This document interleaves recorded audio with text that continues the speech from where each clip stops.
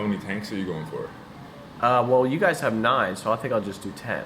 Is that No, right? Just kidding. Yeah. I mean, I It's don't know. funny. Yeah. I don't know. I might want to do 30, 50. Who knows? Yeah. I mean, I'll start with a couple. If you could do a 50 tank center, I would be very impressed. I think there is a point of diminishing return when it comes to tanks, personally. Like, I do believe that, like, I really like the Oasis tanks, especially when you can modify them up a little bit to have a little bit of better airflow going through them. I think they're a great tank.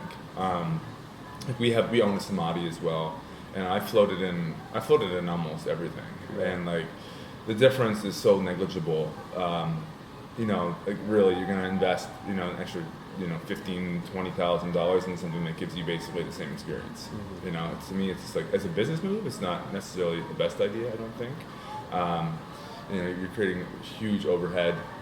My cousin actually in Victoria went and he bought Genesis pods, $25,000 a pop, and floated in on the weekend, and they're good. I mean, it's a good float for sure, but it's not like, if I compare it to the Oasis tank, I'm like, yeah, it's pretty much the same thing, really. I find very little variance between the floats. That, and I think that it's really on the float center operator to control the environment. Like, that's a bigger factor. Making sure the densities are correct, making sure the heats are correct, making sure there's no sound, making sure the air quality is good, and you have proper ventilation and all those kind of things. That's what really makes a difference in a float as opposed to the tank. You could, of course, there's going to be small variances, but I don't know. We're happy with the Oasis. We'll probably stick with them for a while. Yeah. Yeah. And you guys are religious about what you do with these tanks and how clean you keep them. And you have to be. You have to be. Oh, you have to be. You're charging somebody $40 to go into a tank. Like, it's got to be clean. If they see one little hair, a lot of people are going to freak out about it. Which is kind of silly because it's not going to ruin your float experience at all. But when they're paying for it, in their mind, it should be like as close to perfect experience as you can give them, right? Mm-hmm. So I think that's huge. Cleanliness is huge. Sanitation is huge, and that's the two biggest concerns of anybody floating for the first time. Number one is always claustrophobia. Second one is sanitation. Always. Those are the two biggest things. So if you can kind of squash those two things, and sanitation is pretty easy. They're all the tanks, unless you're like a really shitty operator, are really clean. Like, I've never seen a dirty tank or felt like it's up to you that water's gross. I've never seen that. But what was the process like? How you guys went through when you first knew that you wanted to open up a center? I know you started in your basement, basically, right? Started in an apartment, yeah. And then from there, how quickly and what were the steps that you took? Well, we started off in the apartment just like that, and it was more of like testing a minimal viable product. We wanted to see if there was a market for floating, and we didn't really do any marketing for it. We just basically set up the website and threw the tank in my brother's place and went from there. Then people started finding us. There'd be weekends where we would have 8 hours of floats going through his place on Saturday and Sundays. Then we decided, this is not really the proper way to do floating, and we wanted to do it right and do it full scale. And we really watched the float on guys, actually. When they first started opening, we opened up our little tank out of our apartment at the same time they opened their center. So we were like, okay, we're watching these guys. And they just killed it. Like, those guys blew me away. Like they were like packed a week in advance, consistently all the time. I'm like, holy shit, we got to know what these guys are doing. So we went down there, had a visit with them. We saw what they were doing. We were like, we can do this. We came back here. We took, it took us months to write our business plan, several months. Good 6 months to really write it.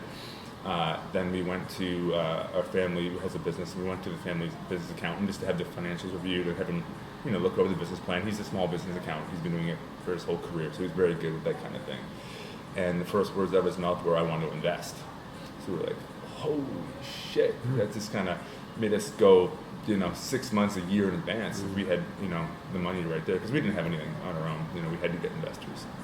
So he brought in another partner. We basically started construction in December 2012, and we opened our doors in May 2013. And that was the 5-tank center on this side in Gastown. So it was 5 tanks, just that side that you see there, like no lounge, nothing like that. And we just opened up, and it was amazing.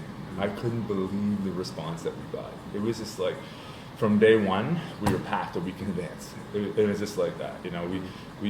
it was like a landslide when we opened up, and we were just like, wow, this is amazing. So we went through the summer, it continued on like that, and then we're like, well, we could definitely expand this. So well, the funny thing is, this unit actually beside us became available. The guy left, and we were like, well, we really needed a lounge. One thing we found after a float is you want a place to chill, and the front is not cutting it, because people will just go sit there, and then people are walking off the street, and people are buying things, and it's not a very relaxing post-float environment. So we created this nice big lounge. People can come and hang out after the float, kind of reintegrate. Like for me, when I float, I need some time generally. I want 15, 20 minutes by myself, for sure, just to kind of get back into my body, get back into my head a little bit. I'm very spacey. I don't really want to answer a lot of questions after I float. So that's the primary reason we expanded to this side. Plus, it's really cool to have like the flagship center with 9 tanks, really big space, and it allowed us to make this little space here, which is our podcasting studio. We do podcasts out of here, and so we did that. We expanded here, opened up this side in February this year, 2014. Then we shortly after that, about 6 weeks, 2 months after that, we opened up the Kitsilano location. Around the same time, my cousin Eric actually opened a Float House franchise in Victoria too. So it was really, really rapid. It's just in the past year and a half, we've went from 5 tanks to 19 tanks under the Float House kind of banner. So it's been really good. Yeah. And you plan on franchising more? Yeah, definitely. Yeah. Great. We just signed our second franchisee, and he's going to be opening out in Surrey, White Rock area, and he's still going through all the logistics of financing and everything like that. Yeah. But everything's looking good, so we plan to announce him pretty soon. Yeah. And we're speaking to people all over the place. We're speaking to people all across Canada for sure. We're several places in the States. We're speaking to the people in Denver. We're speaking to some people in California, Sacramento. And really all over. We've sent out tons of applications. We sent out a really detailed franchisee application, and then we see actually how many of them come back, right? And we don't get a lot back, to be honest with you, because I think it's a lot of people are like, hey man, I want to do a center, but they don't really understand what actually goes into making this happen. So we see a small number come back, but the ones we've seen come back have been very serious, and we're talking to them now. So yeah, that's the goal. Are you planning on doing a apprenticeship program as well, like Float On does? We're going to be doing a whole training program. It's going to be basically, they'll come out here, we'll teach them everything they're going to need to know to operate a center. We're going to teach them from the marketing side of it, to the operational side of it, to the customer service side, everything involved with opening a center, we're going to show them.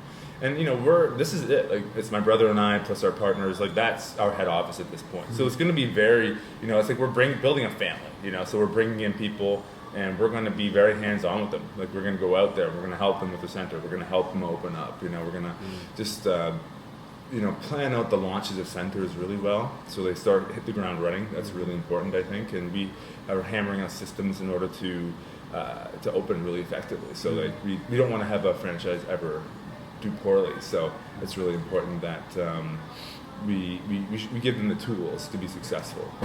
Well, thanks for doing this, guys. This is really cool. This is our pleasure. Yeah. And we're finding just this learning experience along this path for us personally has just been incredible. Yeah.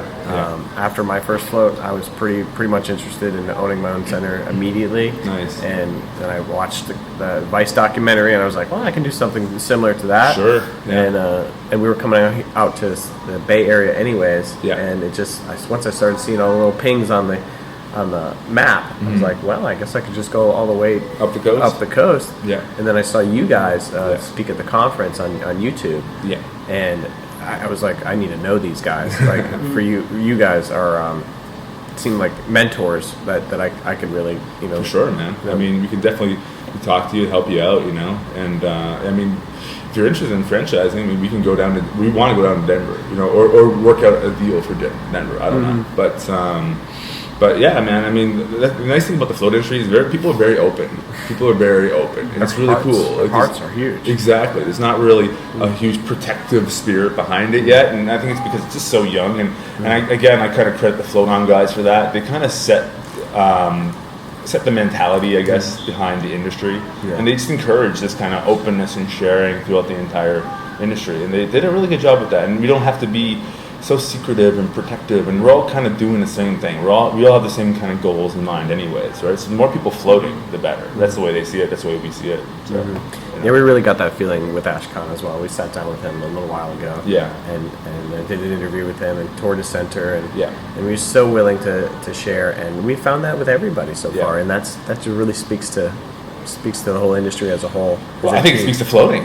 I mean, it's a pretty profound experience for a lot of people. Like, it really does change people. And the more you do it, I mean, you're really going in that tank and you're having a hard look at yourself. And it's like taking an honesty pill. It's like, you know, it's like in that movie, The Matrix, where, you know, Neo's offered the red and the blue pill. He takes the blue pill, see where the rabbit hole goes. It's kind of like that. When you step in the tank, you're kind of forced to confront yourself, you know? And people may not even realize that's what they're doing when they're in there, you know? They may be like, oh, you know, I can't stop thinking, I can't calm down, I'm claustrophobic, blah, blah, blah, you know, all these different things. But what they're really doing is they're seeing what's going on inside themselves. And it's them going in the tank is just a reflection of what's going on inside of that. Simple as that. The tank is the environment's pretty much the same. And what I always tell people is that you are the variable inside a float tank. You know, the tank doesn't change. You change, and every float is different. You know, sometimes you're going to have a passive float. Sometimes you're going to have an active float, and both are amazing. You know, passive floats are more introspective, deep, meditative, kind of chilled out, zen, whatever you want to call it. And active floats are amazing for your creativity. Like, I'll go in the tank and think of solutions to problems that we're having with Floathouse. You know, it's just a great tool just to work through questions in your own life too. So you can have more passive and active floats, and it's really what you want to get out of it. You know, then of course there's people that have, you know, the whole full-blown psychedelic type experiences, which is definitely part of it as well. And those actually can be induced with proper techniques and things like that. Could you go into some of those techniques? I can't personally that well. Actually, one of our co-workers, one of our employees, he wrote a really good blog. His name's Lee. He wrote a really good blog post on it. Just go check it out. Okay. Go to our Floathouse blog, and he actually puts a systematic process on how to induce visualizations in the tank. So yeah, I'd be interested in checking that out. Yeah. Sweet. And that's on your guys' blog? Yeah. Nice. Yeah, we got a lot of really good blog posts on there. So All right. yeah, very cool stuff. How important is it for you to create a community around floating at your centers? It's everything. It's everything. I mean, it's word of mouth has been like one of the biggest things that's helped Floathouse be successful. You know, and it's really about, you know, giving a really high level of customer service. You know, really attending to each individual's needs. And, you know, we'll go out into the community and we'll find people who are in line with what we kind of believe in different avenues of floating. We'll be like, hey, would you like to be a float ambassador? So these people in the community, the deal is they float for free. And all we ask is you go out there and just basically talk about floating. So you have people that go out there and they're not selling it, they're just telling their experience, you know, and that's all they have to do, you know, and we let them float for free. So the community kind of just builds around the center in that way. I mean, it's a very individual experience, but people who float, there is like a common thread, and people tend to, they really do kind of rally around their center, for lack of a better word. Like, we have, you know, customers that have been with us since day one, and they just don't leave. You know, and they're just really happy, and you know, the response we've gotten from people is unbelievable. You know, it's just crazy how people have taken to it, especially in this city. Yeah. I hear you. Yeah. So Vancouver's becoming quite a hot spot for floating. Oh yeah. And that's credit to you guys. I would say you're leading the charge on this. Yeah, I mean, we definitely inspired a lot of people, that's for sure. And I think it's going to be a really interesting snapshot of the whole industry and see, you know, how big this thing could potentially get. Right now, we opened up 2 centers. This is kind of like a mega center, so like almost like 3 centers. And now we know of 6 other centers opening in Vancouver. So, and they're all doing a really good job. You know, they all look like they're doing a really good job with the whole thing. So, and in a way, it's a bit of a relief, to be honest with you, because for a long time, my brother and I felt like we had to be the driving force and do all the education and getting out there and getting people in the tanks. And now we're going to actually have some support. There's actually other people going out there talking about it. So, and I think it's going to help legitimize things as well. I think that, you know, having one kind of center that's a weird, fringy thing, it's like one thing, and you're going to get some people who are into it. But now all of a sudden you have 6 or 8 centers in one city. It's going to get people's attention. Be like, what is going on here? I think it's going to be a really great way to help reach a more mainstream audience, which is right now it's pretty hard to tap. You know, like right now we have a lot of the early adopters that have come through with us, and early adopters are they're keeners. You know, they want to float, they're excited about it, and they're a little more forgiving. They realize it's a startup. You know, things aren't always going to be perfect. But when you start going to that mainstream audience, that's when it becomes a little more brutal, a little more harsh. Like they expect a certain level of service, they expect a certain level of benefit from the tank. You know, and they're definitely a harder audience to please, but that is the bulk of the population. So you definitely want to get in there, you know. And I think having all these centers in the city is really going to help with that, for sure. Within the framework of a franchise, it seems as though you guys still find a way to individualize the centers and make them unique. Definitely, yeah. We really like the idea of the franchisee putting their own little flavor on it. You know, we want to have the Float House kind of brand intact, and kind of what we're about. Like we really like having like clean kind of looks and like really kind of clean and simple float centers. You know, we don't like to tell people exactly why they should float. We just kind of give them the canvas and say this is what it is. You know, and they're going to do their research and they'll be like, oh, this is a benefit, this is a benefit, this is good for me, and they're going to find the reasons why they want to float. So we don't really need to tell them why they should float so much. And every center is a little bit different. Like it's too bad you guys can't go up to Victoria, because Eric at Float House Victoria has just made a beautiful center. Like probably the nicest one I've seen. Just super clean, super slick. He's got the Genesis pods, which are really nice. They're just really automated, really high quality floats. So yeah, I mean, we like to let people be themselves. Even on our shifts with our staff, we let them take over the shift. Like, you know, people love it when like we have a different staff member on, and we'll only float with that staff member because they like the ambiance and environment that they create, essentially the set and setting. You know, so we let them kind of run with it and let them have their own little feel. You know, we don't want to be too bureaucratic and like top-down dictatorship. We let people be people. You know, I assume that, you know, you've been on this earth for 20 plus years, you're a reasonable human being, and that you can probably solve most things that are going to happen here. You know, so we let them, we trust in them, we let them do their thing, and it's a beautiful thing because they take responsibility and ownership, and they have a pride over their shift, as opposed to just saying like, oh, there's all these checklists and procedures you have to follow, all this and this and this. You know, I mean, that's what big chains do, and that's kind of the way things have been done. But we like this more kind of organic, human kind of approach, as opposed to going that more bureaucratic way. Yeah. Nice. What advice would you have for a new operator getting into the float industry, planning on opening a center? The first thing I would say is follow through. Actually do it. You know, I hear so many people that actually want to open centers, and they'll just kind of quit halfway through or just kind of fade away and not do it. So number one is, you know, be persistent. Realize that there's going to be hurdles. There's going to be challenges. You're in a relatively unregulated industry at this point. Every health authority is a little bit different. In Canada, every health authority is governed kind of independently. So, you know, the health authority in Vancouver is different from the health authority in the Fraser Valley. So everyone is going to have slightly different standards and codes, and just realize it's not going to be smooth. And, you know, you don't have anyone to rely on, essentially, but yourself, and of course the collective knowledge of other float center owners. So if there's a problem, you know, it's you. You're going to answer. You're going to be the one to fix that problem. So you got to go find that part. You got to go find a solution to that problem. You're going to have to, you know, it's like any business. Things are going to go wrong, you know, and it's all on you as the owner. So realize that it's not necessarily going to be easy. You know, I think people have this idea of a float center. It's just, oh yeah, you set up some tanks and yeah, they just run and people float in them and it's all good. No, not even close. I mean, I can't tell you how many calls we've gotten at late night because, you know, a pump has stopped working, or there's a leak in the liner, or whatever, heating pad has burnt out. We have to go and change it and drain the tank. The speakers have blown up. We got to flip the whole thing over, change the speakers. You know, it's nonstop. It's constant upkeep. It's a lot of upkeep for sure. Gotcha. And you have to really love it. I mean, you don't do it for money. That's one thing I'll tell everybody. You just don't do it for the money. It's a hollow pursuit, and if you do it for those reasons, you're going to be unsatisfied. You know, do it because you love it. Do it because you actually believe in what you're selling and what you're doing. And then it'll be satisfying no matter how successful it is. Because you guys were doing it before you were making money and before it... Well, we just love floating. And you love floating. We just love floating. Your you know, passion. it's easy. It's easy for us. It's just like, this is what we love to do. And I know when I go in the tank how it makes me feel when I come out every single time. and it's so cool to see the change in people. You know, when they come into a center and they're kind of flustered and stressed out, and then see them come out of the tank afterwards and they're just like calm. And they just process all that shit that's going on inside their head over and over and over. They just process it, let it all go, and it's a beautiful thing. We're helping de-stress the world, like one float at a time.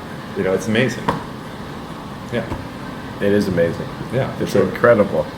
Yeah, it's a great thing, and all I can say is I really do believe that floating is here for the long haul this time. I think it's a legit service.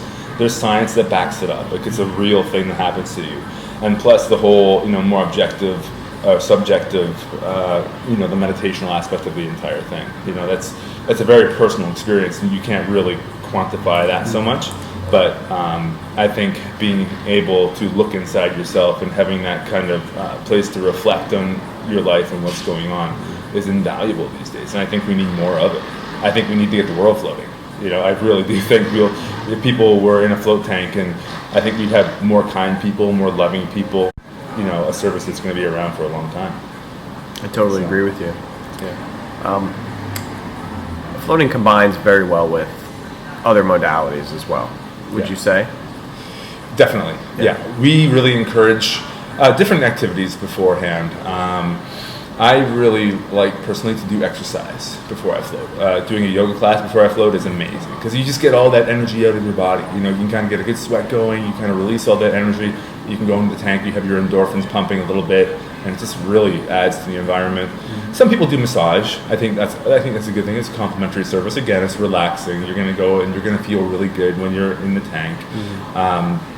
I think those two are some of the biggest ones, and of course, just utilizing different meditational techniques, the breathing techniques, and you don't have to get too complicated with it. You know, you really don't. You know, just be present in your body, feel your body from the inside out. You know, and just breath count. Like try doing 20 slow, conscious breaths in the tank, and tell me you don't calm down immediately. I doubt you get to 3. Like, seriously, you start breathing, you start being aware of your breath and really going into it. It just brings you right down. Do you guys see yourself ever combining yoga with your centers? Yeah, definitely. We have a yoga teacher that works for us right now, and he wants to start running like yin yoga classes, or potentially even like a vinyasa flow style class, doing like an hour-long class and doing a float afterwards. Yeah. And we're going to try that out for sure. Yeah, sweet. Yeah. So, I mean, you are intrepid adventurers in this industry. You have certain models that you've seen, but you're really doing it your own way.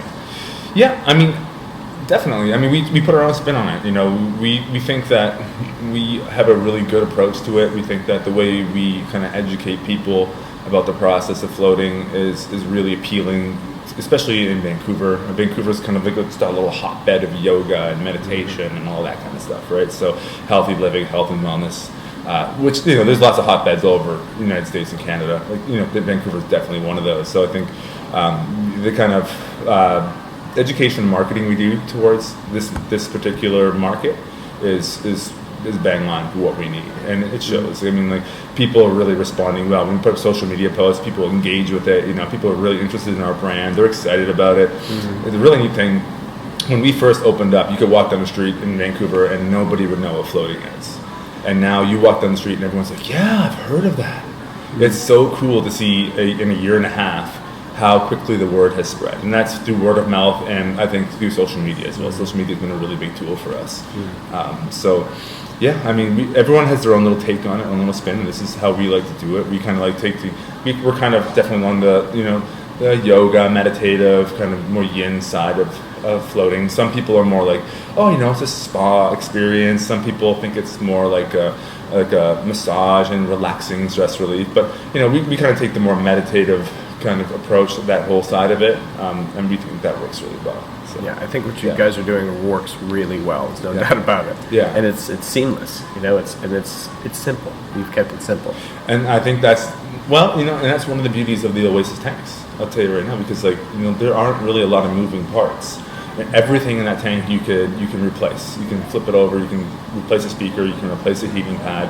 And there's beauty to simplicity. There really is. The more complicated you make something, the more things that can go wrong, for sure. You know, I've had people, you know, at first they get a little bit intimidated. I think the one downfall of like a tank style, like the Oasis tanks, is just the way they look. You know, they look a little bit intimidating. They look a little bit like a coffin, and that can scare people. But I had a woman come in the other day, and she saw the pictures online. She's like, "Oh, it looked kind of scary," and this and that. And then she saw the tank, and she's like, "Oh, well, it's kind of simple. You know, it's the door. You open it. There's some water in it. You float." And when she actually saw what it was like and how big it was, she had no problem. You know, it's just that initial first impression, I think, is probably the most limiting thing about a tank. But I do really like the traditional tank style, like what John C. Lilly create. I mean, we really had taken on that sense depth aspect of floating. And, you know, they don't like the word sensory deprivation. They would prefer to call it rest, which is technically a more accurate term, but sensory deprivation is definitely the more generic term, the more understood term of what this is. You know, a lot because of Joe Rogan and what he's been talking about. In fact, he actually calls them isolation tanks, which is an excellent term for it as well. Yeah, I mean, we choose to really focus on, you know, more the consciousness exploration side, more the meditative side, the more John C. Lilly inspired reasons for floating, as opposed to the, you know, just float to relax kind of model. Right. You know? I like that. I like that. And I like how you do minimum hour and a half floats, right? Yeah, we definitely do that. We encourage that. We really believe in that, in the 90-minute float. I think an hour is too short, personally. You know, you're going to have those days when you feel like an hour is a long time, you know? And like I said, every float is different. I've never had two floats that are the same, ever. But that 90-minute is actually the same as like a whole sleep cycle. So by the time that sleep cycle is ending is when you're kind of coming into a more waking period of your sleep cycle. So it's a more natural cycle for the body to be in. So that's why we really encourage the 90-minute floats. I love it. Yeah. How often do you float yourself? I generally float 2 to 3 times a week, depending on the week. One of the problems with our centers is like it's hard to get in. It's really hard to get in. I mean, the day of, you're probably not going to get in. I have to plan my floats several days in advance, and of course, being a business owner, you're on call 24/7. If something goes wrong, you're dealing with it. You know, so I've had to cancel floats last minute for things like that. But ideally, if I'm floating 2 or 3 times a week, that's really good for me, and I just feel great when I do that. So what are you working on today? Today, I am actually doing a lot of online stuff. We actually were nominated for the People's Choice Award for the BC Small Business Awards. And I've been doing some marketing towards that and just building up some momentum around that. It's basically a voting thing where people in the community vote on whichever business they like, and I'm kind of getting some hype going around that. I'm going to make my rounds, visit Kitsilano, and just see what's going on. And then I have some planning to do for an event. I'm leaving to San Francisco actually next week. Yeah. So how long have you been down there? I'm only in San Francisco for 1 day, and then I'm actually going to a ranch outside of San Francisco. It's like this whole kind of. Are you going to MLS? Yeah. I'm going to MLS too. This MLS? Yeah. Like on Friday? Yeah. Get the fuck out of here, dude. That's nuts. You're a Psy guy. Yeah. Shit. Yeah. I had no idea. Wow. That's wow, I'm tingly all over right now. That's a trip. You're actually going to the one on Saturday? That's the reason we're in the West Coast right now. Like, wow. So when was your size 7? Last October. Okay, I just did mine in August. Who did your basic? Todd Campbell. Todd Campbell. You know Todd Campbell? I know Todd Campbell. Yeah. Todd Campbell and I are going to work together on a retreat for Beachbody down in Costa Rica. Amazing. Yeah, he's a badass. Todd Campbell's a badass for sure. He's awesome. Yeah, he did my so basic, cool. And I am so excited right now. Yeah, that's a trip, man. That is a fucking trip. Is your brother a Psy guy too? Not yet. Not yet. He has been kind of going that whole ayahuasca route. He's been taking trips to Peru and that kind of thing. Yeah. How many journeys has he done? He's done a couple in BC. Really? And then he's gone to Peru once, and he's going back there in December. Actually. With the Don guy? Howard. It's Spirit Quest Sanctuary. It's in Iquitos. Yeah, all right. He's going under that one. He really likes it there. I'd be down with joining him on one of those journeys. Yeah. I mean, I will be definitely going there next. I've done one ceremony here, and I'll be doing. Next year will be my year to go down to Peru and do the real deal for sure. Interesting. So, yeah. Interesting. I can see similar worlds, right? I can see a budding friendship and brotherhood coming here for sure. That's insane. I can't believe you're going to MLS, dude. As soon as you said San Francisco and then the ranch, I knew it. Yeah. I mean, I'm still kind of getting my head wrapped around it. It's gonna be quite the week, I think, and for me, the basic was hard. Like it was really hard for me. So since you've done your psi work, Yeah. your life must have really exploded. It's the funny thing is I'm in the explosion phase right now. Like I just did my size 7, and like so, and it was really rapid. I did my basic, did my size 7, and now I'm going to MLS next week. So I'm just in this really crazy growth phase right now, and it's just a ride. It's a trip, and every day I feel like it's getting just crazier and crazier, and it's amazing. Like I recommend everybody go do that course. Everybody should do that course. I mean, it's not easy, it's hard work, but it's so important, Have you staffed a basic since? No, I haven't. No. That's an awesome experience. Yeah, well, they say you learn so much from staffing it too, right? My girlfriend's huge into it. She's been doing it for years. She got me into it, and she staffed several basics. She's coached PLD several times. She actually staffed my size 7, which is kind of a trip. Interesting. Yeah, my girl just got out of WLS. Nice. And so that's why we're here, man. We just started this whole trip, and now I'm sitting here with you, and incredible. Amazing. Incredible. Who would have thought? I'm tingly all over right now. Yeah, it's a trip. Well, we're going to have quite the week down It's there. going to be a great week. Yeah. It's going to be exciting. Yeah. I know a couple of guys that are going as well. A couple of guys that are playing PLD right now in Denver. Yeah. I've done PLD. That was a wild ride, and planning on coaching pretty soon too. Nice. So let's work together, man. Let's build something together. For sure. We don't know what route we're going yet. We want to open up our own center, but we want to do it probably differently than anybody else has ever done it. Yeah. However, seeing the Meta Float Spa. Have you been over to the Meta Float Spa? I haven't been out there yet. No. That is really worth checking out, man. Oh, yeah. Christopher over there. Yeah. We've been hanging out with him the last couple of days. Yeah. And he's done something that I believe is more aligned with what I'm looking for to do. Really? So I mean, he's got the yoga. The only Yeah. thing he doesn't have is massage, Mm-hmm. which I think should be a vital part. I Yeah. think it works so well with floating. It does work really well, floating, Yeah. for sure. I mean, everything works well. Any flow state activity, Mhm. like jujitsu, for instance, I think it would be great to combine with floating. For sure. in some I way. mean, I did jiu-jitsu for about 6 years. I used to use floating all the time just to help my body decompress from jiu-jitsu. Jiu-jitsu, you get so crumpled up in guard in whatever position you happen to be in. Like it just takes some pounding in your body, right? Yeah, But- for sure. Well, it helps with everything. I mean, floating helps you become a better human in general. I mean, Yeah, I mean, how can it not? how can it not? Yeah, It's back to nothingness. exactly. Oh man, you guys really got something good going on here. Yeah, thank you. Proud of you. Yeah, well, thanks a lot, man. I appreciate it. It's awesome. Yeah, well, I mean, you guys are, you're on the right path, and I would say definitely whatever you end up doing, do it. Like, just do it. Like, I really do believe floating's in like this explosion phase right now. And it is happening right now. I literally hear of a new center opening up every week. It's crazy.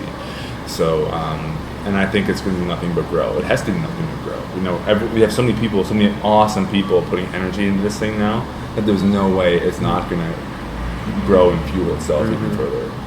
I think it's a matter of time before people start waking up like, yeah, this is something that they need to do all the time. For sure. So, Wow. yeah. Anything else you want to add? I think you said it. I think I'm good. I've been ranting for a while now, so It's so good, Yeah. man. It's so good. So how was it? How was Float Labs? I never float there. That's one tank I haven't tried yet. Yeah, it's really good. It's really good. Yeah. We met with Crash. He was the first guy that we really met with. So, Yeah. and he met with us for like an hour and a half or 2 hours, and then we floated with him at 6 a.m. the next morning. Oh, nice. And since then, we floated in his labs at various places. One being in San Francisco at Zazen, if you know where that place What's is. that place called? Zazen. Zazen. I'll have Yeah. to check it out. Yeah, it's really good. Yeah. It's really Maybe I'll nice. float there on Friday. I'm going Do there it. on Friday. Yeah, his so. guy's name is Tyler. Tyler. Yeah. Two Nice. of his Crash's tanks. He's got 2 tanks. Nice. And the way he did it, he fit him into an area like about the size of like this, like 2. I mean, Wow. like, So it's like super hyper efficient. small. Yeah, he's San got like a Francisco, closet just that has really- all the stuff in it, basically. Wow. Yeah. Yeah. I really like Crash's tanks, but man, every time I float in a new tank, I'm like, I like this one the best, and then it's like I like this one the best. But I love the environment created by the Oasis tank. I think it's they're tight. great. I think it's tight, and Yeah. it's you really do feel your body dissolving. I feel like in this one, and whereas in the taller tanks, I feel like the air temperature It's a little bit cool. is a little bit cool, so there is a differentiation between how it feels on your skin. Yes. However, every tank is different. Like the every tank humidity is a different. little bit different. Exactly. They're a little bit different, but I find the difference very subtle. The biggest problem with Oasis tanks is ventilation, and we specifically set up our pipes in a certain way. So we had vent holes at the top and at the bottom. And at first we did that because it creates like a natural convection. The cool air from outside the tank is going down and sinking into the tank, and the warm air is venting out. So normally the Oasis tank has 2 vent holes at the top, but it's very stagnant. The air doesn't move very much when you do that. So we actually switched them. So when we hit our pumps, we have like actually the water kind of sprays and breaks the surface of the water. So it's actually really good because it kind of churns it up, and any hairs that it might be in there or whatever just get churned up in the water and sucked up into the filter, right? And then what we did was we went and we got we call it the bad fans. It's made the guy Jeremy who makes a skate pod. Do you know Jeremy? I've talked to him. He's cool. He does a podcast as well. Really good. I gotta give him this podcast. He's a really cool guy. We ordered 14 of his bad fans, and like it's just like a little steady breeze that comes from the outside, and just that little extra circulation made a world of difference in the tank. So when we added that, it really helped the center, and also. We're now tweaking with the temperature of the center. We used to keep it around like 72, 73, but now that we have more air circulating through the tank, it actually does make it a little bit cooler in there. So your top can get a little bit, your torso can get a little bit chilly. So we're actually toying with bumping up to like 60, 76, 77, 78 even, because now we're pumping in warmer air, but the air is circulating, so it's less moist. And it's also and it's still warmer, so you don't get chilled as much. So it's an ongoing process of tweaking, balancing, huh? Yeah, and and optimizing and honing in your floats for whatever tanks you go with. It's going to be the game. It's part of it, And one thing, you want to try to keep those standards in place. Optimal densities like 1.27, I find is a really great density. Temperature, generally we keep our temperatures around 94, 94.5. And I found when we were keeping 93, we had a lot of people complaining about getting cold. So 1 degree makes a difference. Yeah, definitely. So like you're gonna have to find, and it's really subjective too, like from person to person. Some people, they'll get cold at 95 degrees. Some people get hot at 93. So it's really hard, and it really comes down to the person when they come back to kind of let you know, or put a note in their account, this person prefers it a bit warmer, a bit cooler. So there's a honing in process, and there's a learning process for everybody. Every new guest has to learn, and like the first float's so different from anything you've ever done before, right? So it's just like, it just takes some time to kind of feel your way around the tank, and there's a bit of an art to floating as well, like not getting salt in your eyes or in your mouth. And one little trick I learned recently was when you lie down in the float tank, lie down really slow. So like your torso doesn't get wet, because if the salt gets on your torso, the salt will start drying, and you'll start feeling little itches in your torso. So lie down really slow and trying to get the water on your chest when you go in the tank, because it's just less sensation. Makes perfect sense. Yeah. So.